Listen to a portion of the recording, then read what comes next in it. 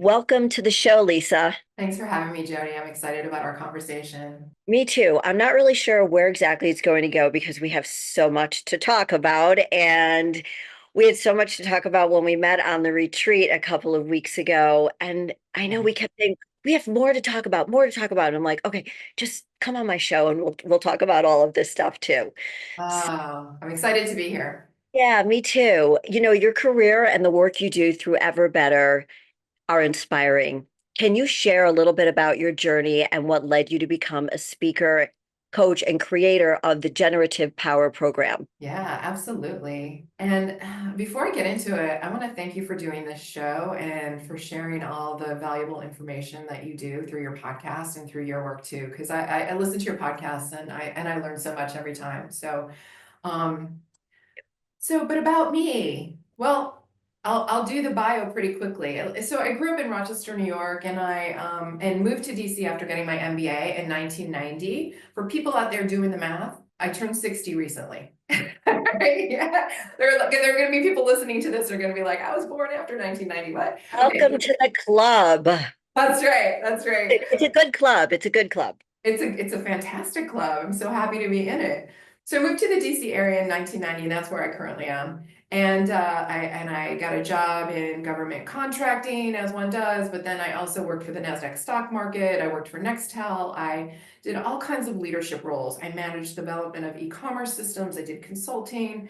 And at a certain point, I was doing really well in my career, and the stock market just tanked, and everybody at my company started acting like they were on Survivor. It got really nasty. What year was this? Was this 2005? Was this This would have 2008? been around 2001. 2001. Okay. I remember, just to interrupt you I remember when I was working as a buyer for May Company stores, and you're probably familiar with May Company down in that Yes, area. yes, I think it's Dillard's is down there. I think. used to I don't know be. I what think it May used to be. I don't know Company. if it is anymore. Yeah, and I remember when the stock market crashed in 1987 because that's when I was promoted to a 1987. That's when I was promoted to a buyer. So I get confused with all Yes, the stock market crashed. yes, yes. And it might not have been 2001. It might be off by a little bit, but it Okay. did. And people got really nasty because we were all millionaires on paper, and then we weren't. We Right. weren't. And people's attitudes and behaviors changed overnight. And I was like, I can't do this anymore. I'm out of here. Because I've been working around the clock and making a really good salary. And I was like, it is not worth it. And I want to do something family oriented that helps to develop community. So I bought a children's play facility, and I did tons of birthday parties and field trips and all kinds of stuff with communities. And it was awesome. It was also really hard. It was really hard financially, but I learned a ton through that. Did that for 7 years. And then we sold it at a loss, but I was happy to get out of that business because once again, the economy had tanked in 2008, which Okay, so I was changed close. the economics 2008. again. Yep. I So know. yeah, so I went into the nonprofit world. I worked for SOS Children's Villages. I worked for a foundation. That was fantastic. And then I started working for an insurance company doing marketing and PR, right? So Wow. I've done tech, I've done marketing, I've done public relations, I've done finance, I've done a wide range of things. While I was there, I know I'm moving quickly through this story, but these are the high No, points. no, I love this. Because I one of the things that I love about this is that, when people ask us about our career, about our life, we can't answer it like this. You're Right. 60, I'm a month away from turning 64. And it's like we don't have a short bio anymore. We have a lot of things. We've lived a lot of life. So please do not rush Right, through it's this true. at all. I appreciate it. That's true. And I'll say that one thing builds on the next. One thing Right. builds on the next. Like, I don't believe in saying I reinvented myself. I'm not reinventing myself. I'm evolving. I'm Mm. evolving as I use the information that I have and the experiences that I have. So while I was at that company, that insurance company, I love the role. I was diagnosed with breast cancer. It was an early stage diagnosis. I was super fortunate, had fantastic doctors, fantastic healthcare, people to take care of me. I chose to have a bilateral mastectomy and reconstruction. And so there was this whole period, where I was going through treatments. And 10 years later, I'm fine. I'm fantastic right now, right? So So just this happened when you were 50 or 49? it was my 50th birthday. Mm, Yes, Lisa, it God, I'm happened so my 50th birthday. So sorry you went through that. That is, were you, just because I talk about menopause all the time, just Yeah. curious, were you postmenopausal or were you perimenopausal? I was probably right about at the point where, like that in between stage, Like, where my right, period was about to stop. yeah, menopause, yeah. So, Yeah. because, it's fine. Go ahead. Okay, yeah, jump in with that question later. Okay, so it's funny too, because I went to get a you're supposed to get a colonoscopy at age 50, and he was like, "Happy birthday, you get a colonoscopy." And I was like, I just had a bilateral mastectomy. Thank you very much. That beats out the colonoscopy. Anyway, I came through that just fine. As I was going through all of the process of this breast cancer situation, I would listen to podcasts to keep myself very positive, and I would just literally like feed positive messages into my brain through my earbuds. And I started thinking, wouldn't it be cool to do my own podcast? And then I started thinking, but who am I to do a podcast? What do you have to say? Why would people listen to you? Right? That's imposter syndrome. And I went to a camp called Camp Good Life Project, which doesn't exist anymore, was created by Jonathan Fields. And I met all these creative people at this adult camp, which was like learning and also making s'mores and also swimming and just doing all kinds of fun stuff. And I said out loud, I want to create a podcast. And people stood up and applauded. And then they helped me. And then they helped me. I could have quit, but I knew I had people to call on to say, I can't get the mic to work. I can't get this to work. I can't, there's a lot of technical stuff with podcasting, right, Jody? Yes, there is. A lot of podcasting details to know. So I started the podcast. And then as I had people, as guests came on, they would say to me, "Are you a coach? I feel like I've been through a really good coaching session." And at first I was like, no, no. And honestly, I didn't really understand what it meant to be a coach. But I kept hearing it and I listened and I researched what a coach does. And I said, yes, I'm a coach. So I I love started that. changing the definition of myself. My self-identity changed. I became, I remember the first time I said out loud, I'm a podcaster. I became a podcaster. I became a coach. I became a speaker. And so I started taking clients on the side. And 6 years ago, I left that corporate account. Sorry, the corporate job I left 6 years ago and became a full-time coach and speaker. And here I am today. I love that because, I had a guest on my show the other day that talked about how we just really need to surrender to what it is that's being shown to us. So Yes. you took this big chance on starting your podcast, right? You thought, who's going to listen to me? And then you get this feedback from your guests, which I know is so helpful. I mean, I started my podcast 4.5 years ago. I thought the same thing. What am I going to share? Like, what am I going to talk about? Right. And then you get this incredible feedback. Or, another scenario would be like everybody tells you you suck and you stop doing the podcast, right? But that's Right. also a sign that you need to keep your heart and your head open to. So I love that you leaned into it. And I love that you say you're evolving and not just recreating yourself again, because in my opinion, we're always evolving. I think it's learning, right? Evolving, learning, being around people like meeting you, Lisa, a couple of weeks, a month ago, or whatever it was, and being inspired and learning so much that I hope, and I think you're the same way, that I hope that I'm learning something new on the day that I die. It's just Right. we're forever learning. If we're not learning, we're not helping, we're not creating, we're just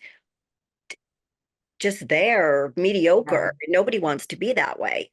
Exactly. And another sign of that is if you're a speaker or you're in a position where people are asking for your bio and you have to rewrite your bio every time or edit your bio every time because you've moved on to something different, that's a sign of progress, right? Every time somebody asks me for my Absolutely. bio, I have to look at it. Even if I just did it 2 weeks ago, I have to look at it and go, does that reflect what I want to put out there today? Me too. So one of the themes of your story is community. Mm, Explain that, why that's so important and how that helps to elevate other people. yeah, yeah.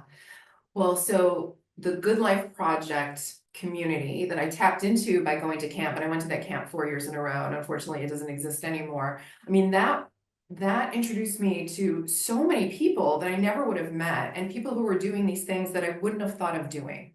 People who knew how to podcast, they did it every day.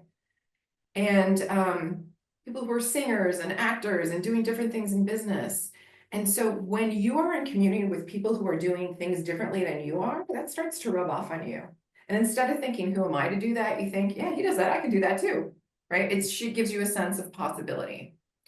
There's another community I'm a part of. Citrine Angels is an angel investing group for women, and it's mostly female members. Women only get 1% of venture capital in the United States. Yet the return on investment for female founded businesses is greater than for male businesses. So some brilliant women in the DC area started Citrine Angels and said, we need to lower the bar for women to invest. So we can invest in a company for $5,000 as opposed to other venture capital or angel investor organizations where you have to invest $500,000 or 50,000 or some other large amount. So now I'm in community with these women who elevate other women, and we're putting our money where our mouth is, right? I don't have a ton of money to invest right now, but I can find $5,000 once or twice a year to put towards a female founded company. And I'm in community with these other really, really powerful women who feel the same way that I do. How can the listeners find out about how to invest in small Oh, I owned love that business? you asked that. Thank you. Yeah, Okay. Go to citrineangels.com. Citrine, Citrine, citrineangels.com. Or you can send me a note, lisaconsults@gmail.com. And I'm always happy to introduce people to that. thank you. Thank Yes, you. I would love to have you check it out. I would love that. So when you decided to put both feet into coaching and helping people and speaking, which came first? Because it is hard to have them both Yeah. come. I mean, I've been a coach for 35 years, and I would say most people tell me that I started speaking when I started my podcast, although I didn't think of it that way. But which came first, and how did you combine the two of them? And do you feel that there's a lot of questions? Do you feel that your life experience has helped you be a better coach and distinguishes you from other coaches? Oh, yeah. Okay. So let me talk about that last question first. Mhm. When people come to me, I coach high performers. I coach founders of companies, co-founder teams, leadership teams, people who want to make a bigger impact in the world. And when they start telling me about their business or their life experience, I can relate to anything anybody tells me at this point. Right? Do you feel the same way? I do. When I was a coach coaching women in my studio and for the last 35 years, I was able to relate to them as well. I was married, I was divorced, I had two babies, I had two miscarriages, dating in my 40s, all those things. Again, us being older, just I think we have so much to give because of our life Yeah, experiences. yeah, absolutely. So it would be unusual for someone to share a story with me and for me to go, oh, I've never heard anything like that before, right? Because we've heard a lot.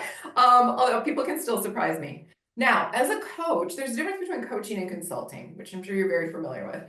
But just quickly, like as a consultant, if I were a consultant and I'm being hired to consult with someone, I would go in and I would give them the solutions, right? They tell me what's going on and I would say, do X, Y, Z.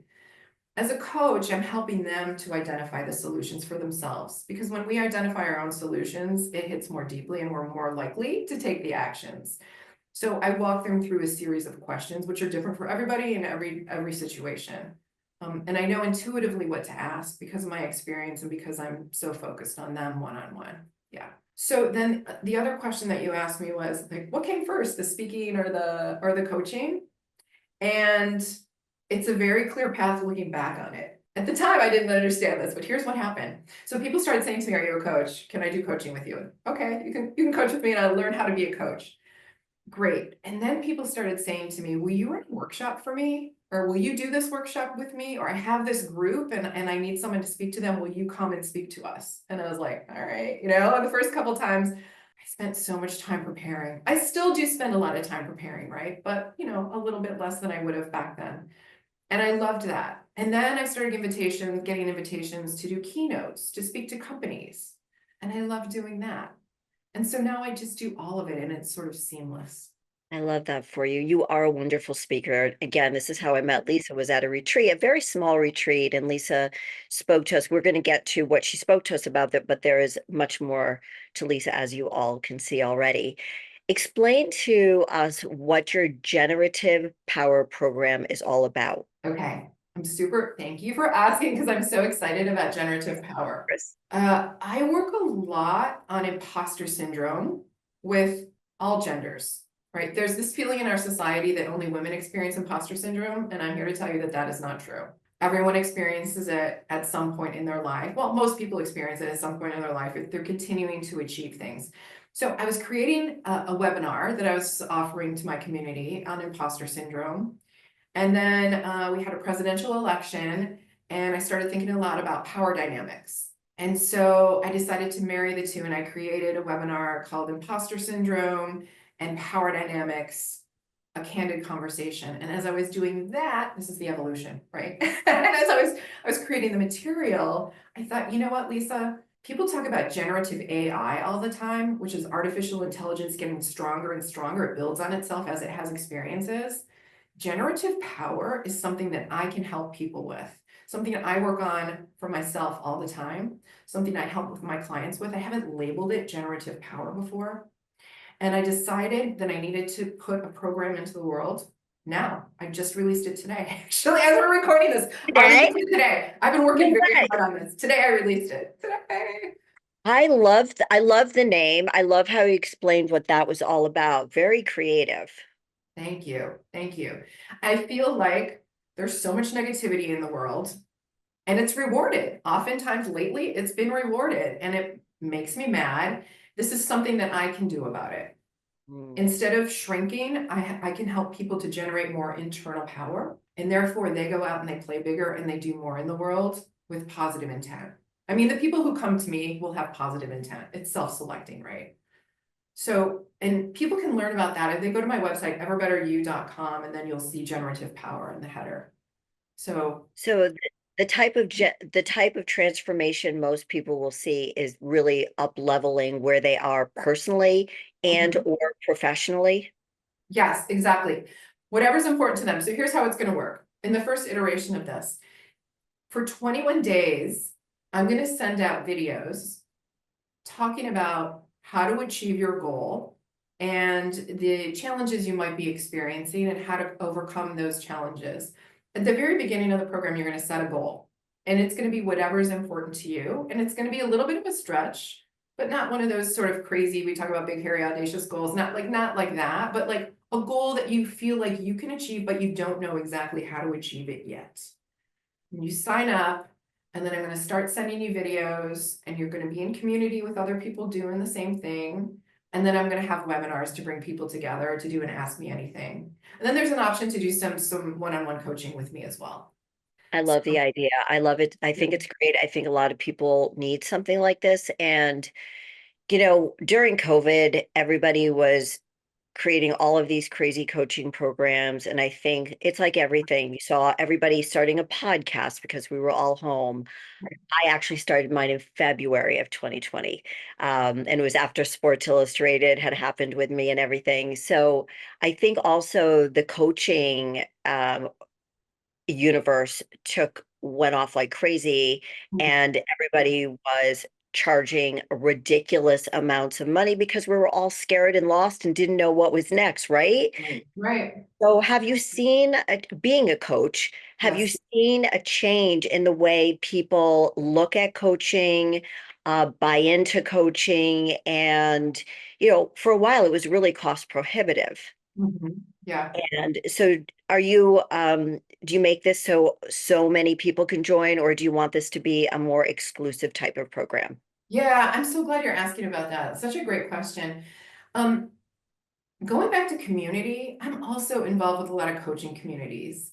Like I find my people when I go to a retreat or a training, like when Where It Matters, you find your people. I have a lot of coach friends that I've met at coach trainings and coach seminars, and we keep in touch with each other and we help each other. So I'm very in tune with coach pricing.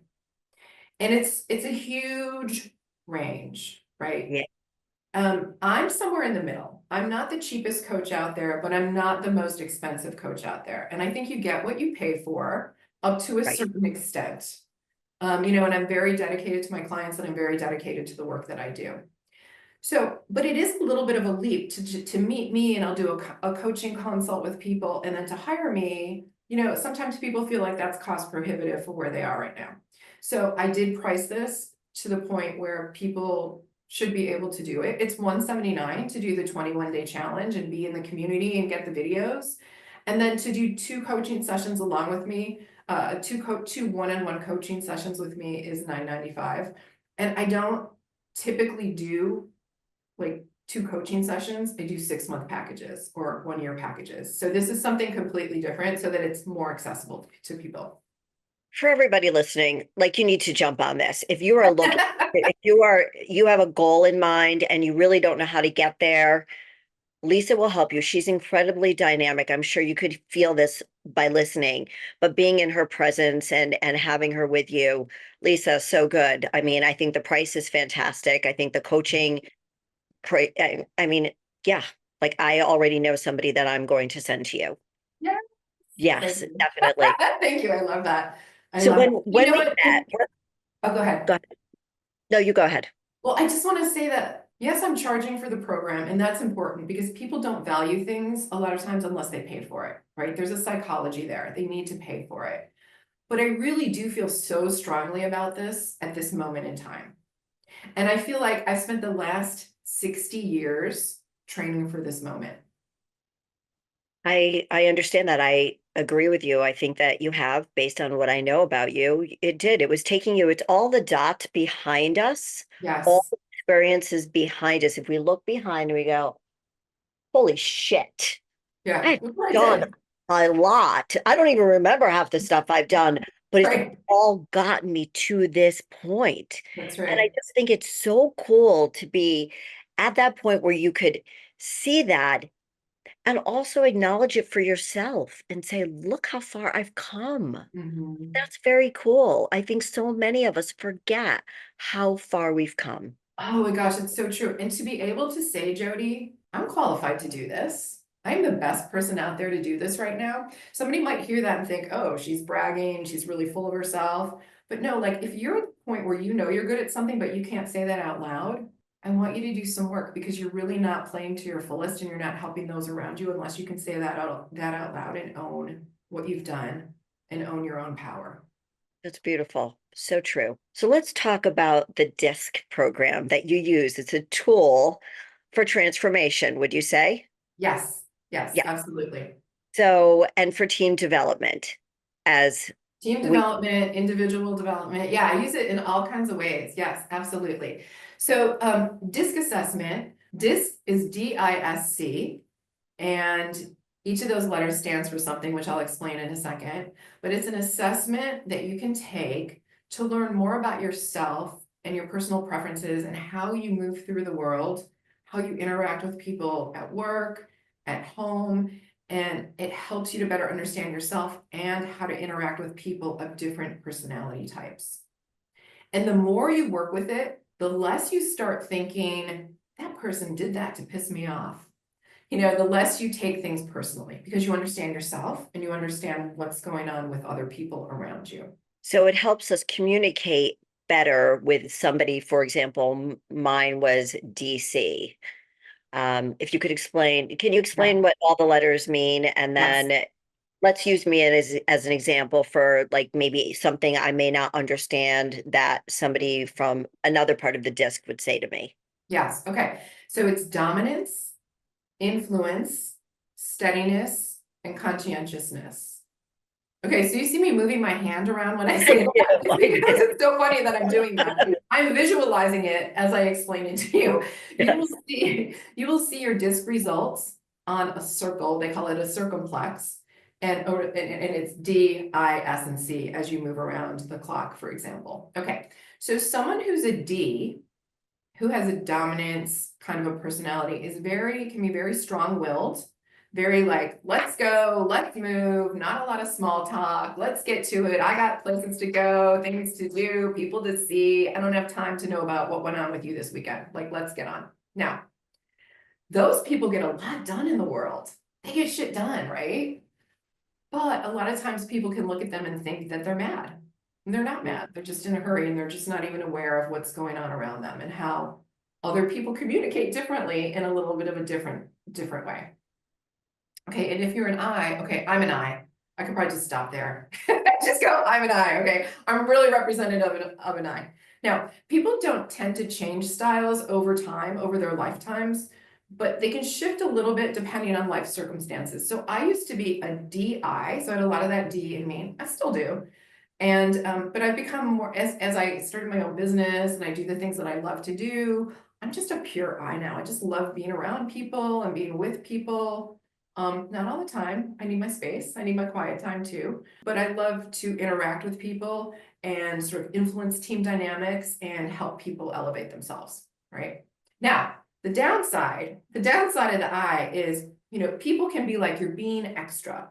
Like if you don't check it, you can be the one who shows up and is like all about me, me, me. I want to talk to you and aren't I fun and blah, blah, blah. That can be too much for people. So you have to kind of monitor. And then the S is the person who's taking care of everybody. And we need all styles on Right. a team. I think the most effective teams have all styles. And it's also important to know that we have all styles within us, right? But what the results of your assessment show is what's your go-to, what's your most natural state when you're not really thinking about it and you're just behaving the way you're comfortable behaving. So the S will take care of us, right? Sometimes the S though spends so much energy taking care of other people that they're not taking care of themselves, and right, and they can come to really kind of get angry about the situation that they put themselves into.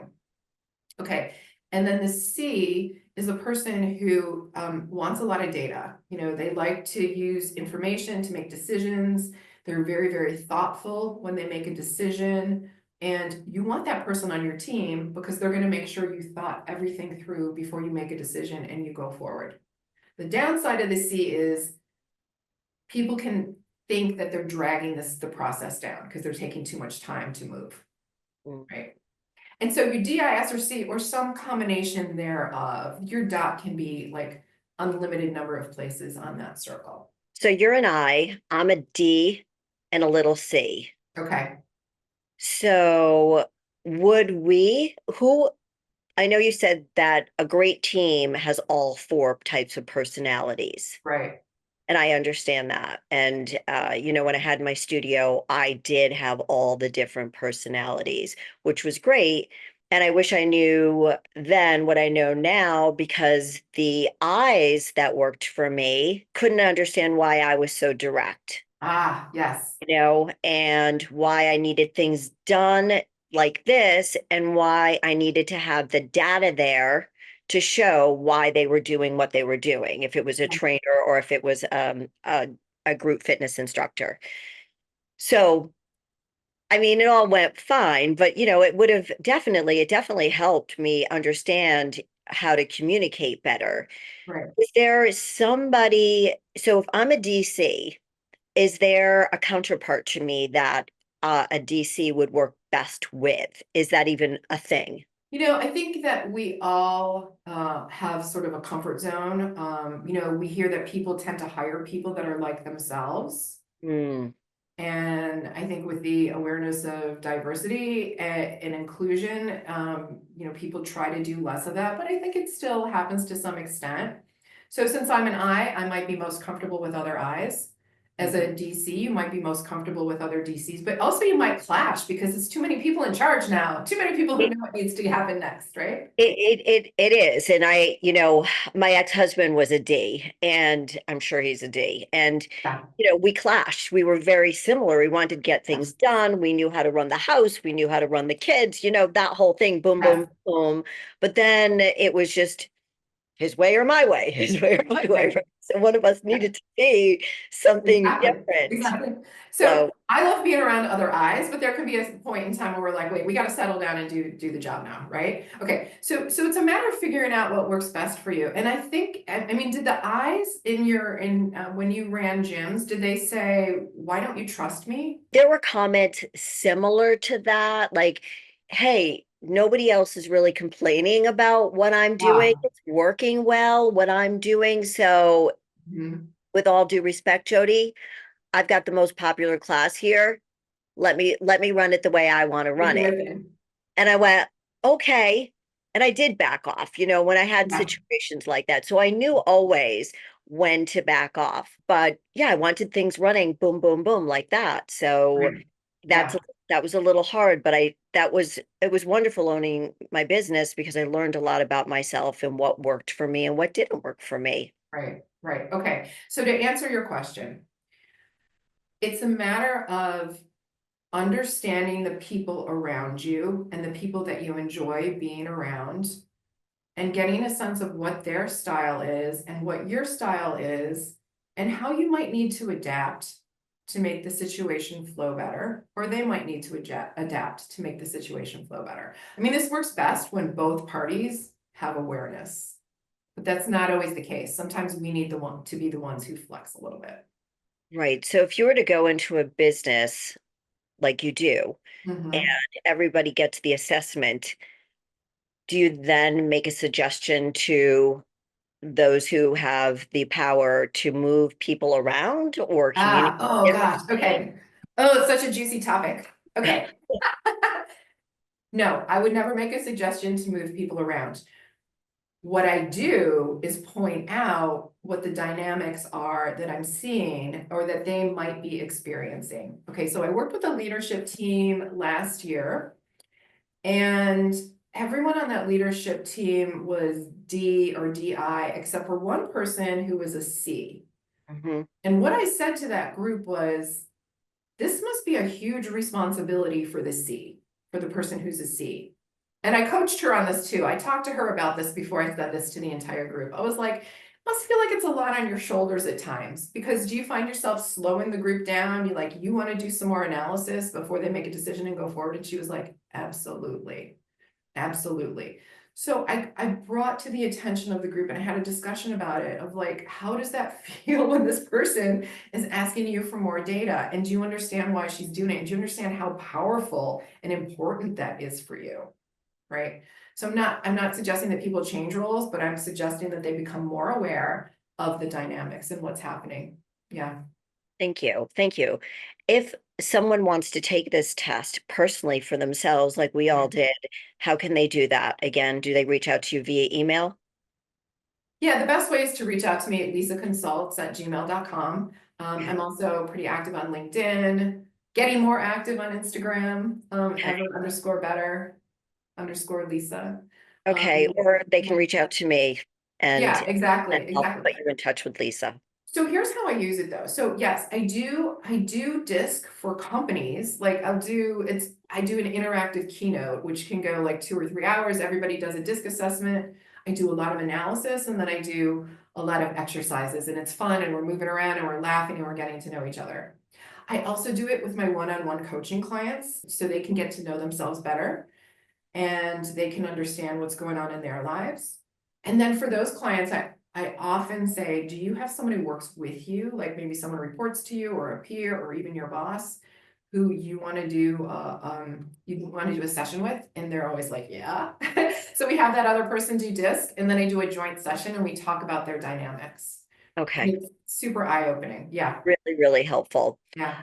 What are some practical steps our listeners can take today to elevate their personal or professional lives? Yeah.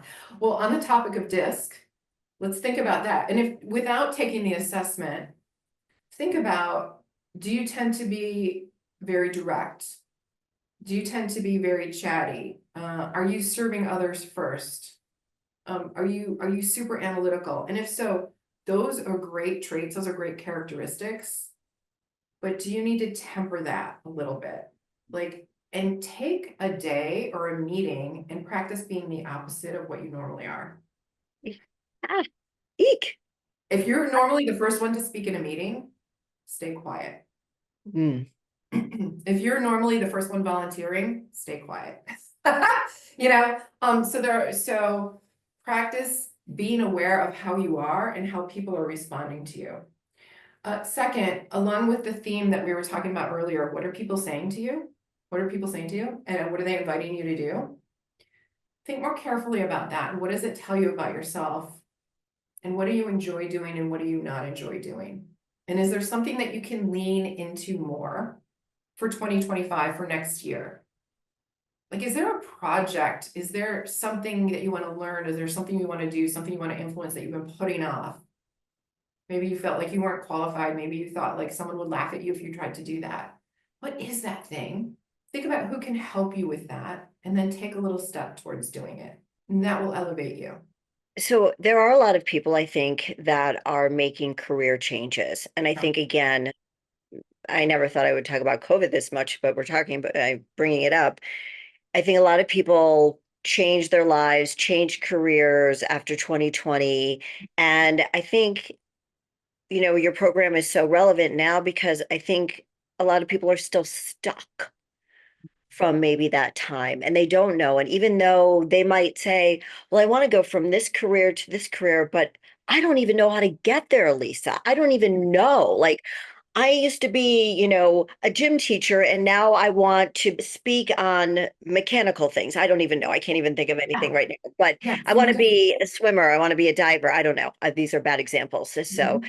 yeah, how does somebody know even where to start from one thing to another? Yeah. It's actually a great example. If you want to be a swimmer, you have to swim. If you want to be a podcaster, you have to podcast. If you want to be a speaker, you have to speak. Mm-hmm. So it's really thinking about what you want to do and why. Think about how would your life change if you achieved that thing, if you were to do that thing. And you won't be able to know all the ways your life would change and how you would be afterwards, but start thinking about it because that will power you through the difficult times. My life is like this now. I want my life to be like this in the future. I'm at a 2 now, I want to be at a 10. How do I get there? And the thing is to take a tiny step, to figure out what little step you can take towards achieving that thing, whatever it is. You need people around you that support you as you do it. So find one person who will support you. And if you can, you find more people who can support you. I've had the most life-changing experiences when I went to something where we had community, like Camp Good Life Project, like Win Where It Matters retreat, like a coaching retreat. Like I've been to a ton of retreats, and every time I come away with a new friend. The Like, look, I'm support, talking to you, Jody, my new friend, right? Because we went to the Win Where It I Matters know. retreat. The support system is huge. And when I think about my life 20 years ago, my life is different. And, I'm a little bit bolder than most people. I would assume that you are the same way. We're both pretty bold people and we Right. don't sit around waiting for things to happen for us. We make the move. And as Right. you're saying this, and please let me know if I'm right, for me, when I would tell a client, they're like, I don't know where to start. I go, start by moving your body, take a walk outside. It's Yeah. free, right? Yeah.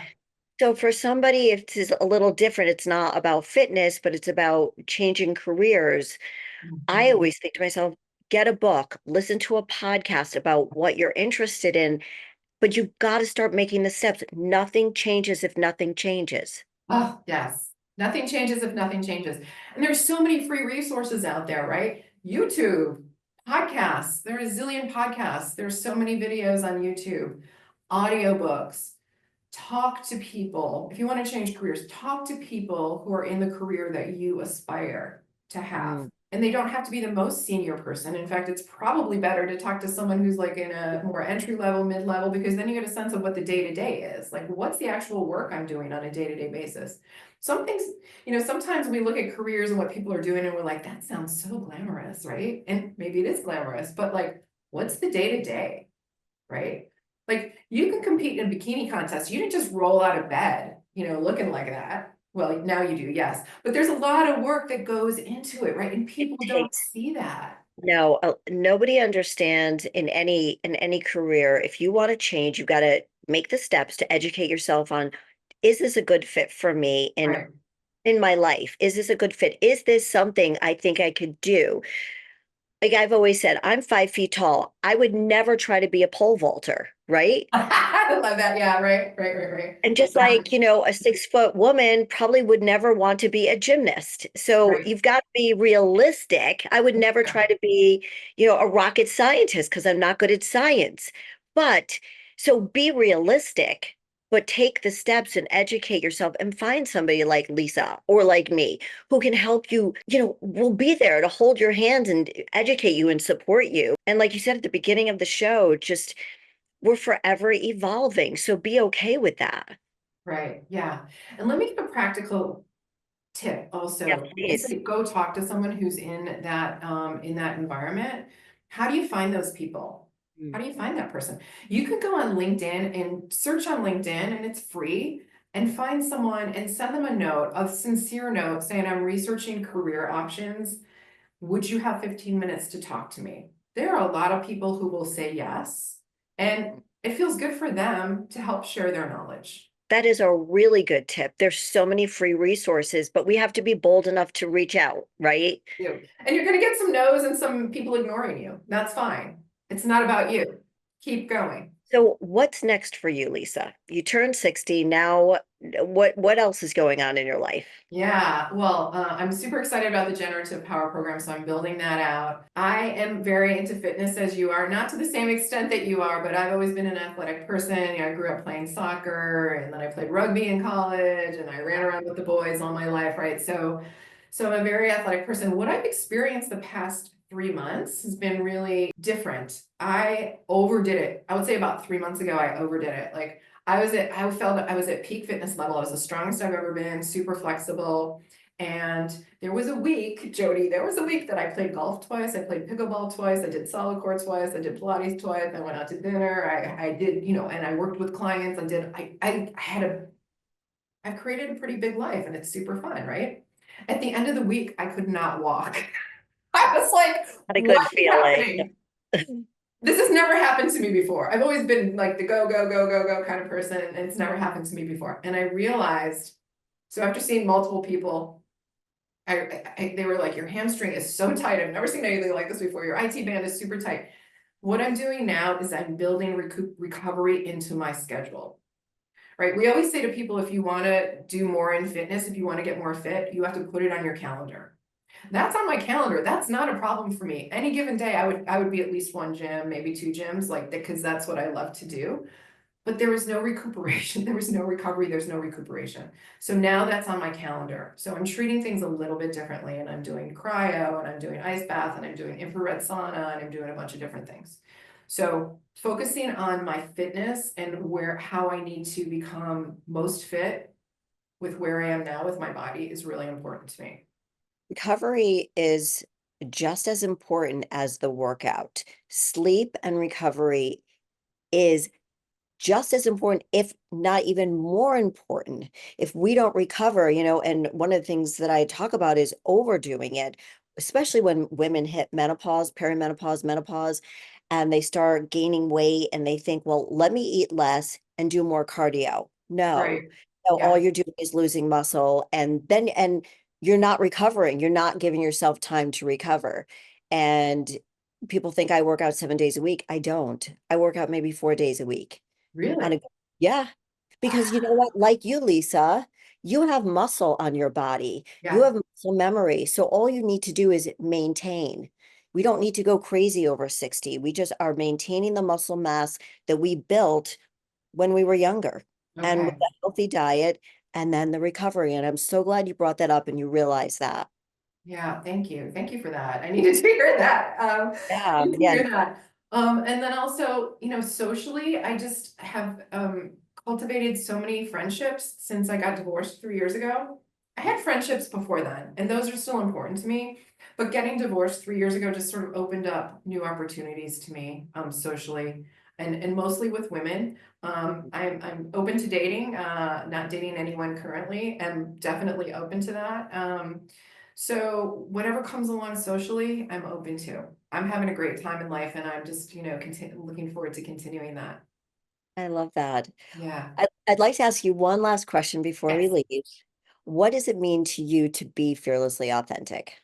To be fearlessly authentic means to use all of the skills and all of the knowledge that I've accumulated up to this point to help myself elevate, to help other people, to help people put their knowledge and strength into the world. And to be fearlessly authentic is to just be brave and to own who you are and know that as people see you being fearlessly authentic, that it motivates them. It Mm, motivates me to do more, and it motivates them. I love that. Thank you for that very thoughtful answer. I appreciate it. Lisa, how can our listeners get in touch with you? I know we've dropped the emails a few times, but one last time before we leave. Yeah, so I love my Gmail. I know. It's lisaconsults@gmail.com. Doesn't sound so official, but it works. And then Fun. my website is everbetteryou.com, and I'm on LinkedIn and Instagram, and I'd love to hear from any of you. Thank you so much for a great time here. I love it. Everybody reach out to Lisa. And so, Lisa, thank you so much for being on Fearlessly Authentic. And to everyone listening, thank you so much. And we will see you next week. Bye bye. Thank you, Jody.